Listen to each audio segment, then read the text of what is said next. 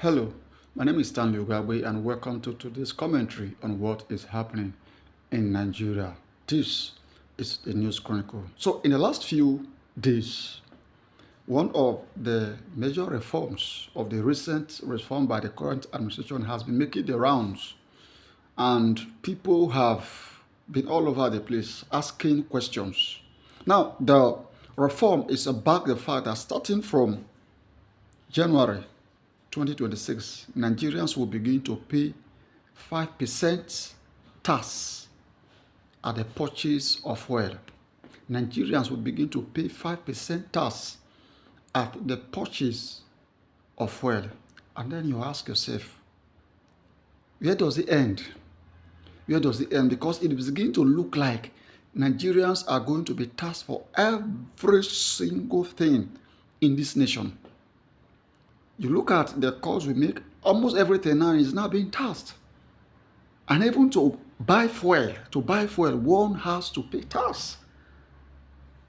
And then you ask yourself, so what exactly are Nigerians benefiting from the government?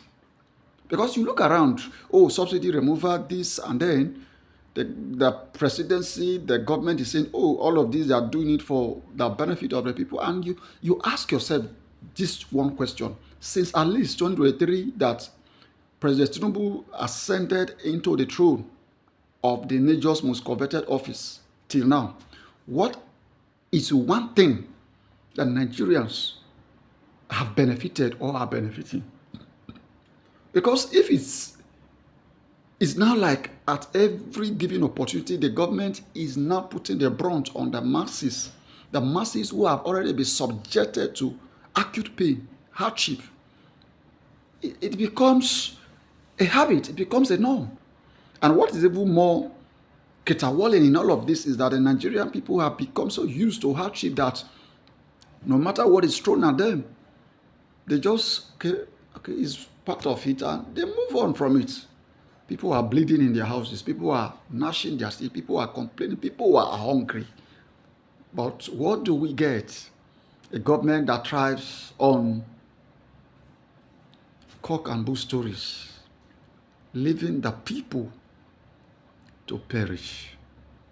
For me, I like to call on a government once again that they should have human sympathy in all of this. Have human sympathy. Because the people, I want to believe that the people are being patient. If you push them beyond their limit, or perhaps some are already above their limit, but are waiting for others to come together, the government may not be able to control what is going to erupt in the society. So I actually think that the government should begin to take or have a rethink about some of these policies that have subjected Nigerians to abject poverty. President Tinubu, have mercy on Nigerians. To all our viewers, please follow us, comment, like, and share. And of course, we implore you to read up on our platform, the News Chronicle. See you same time next week. Thank you.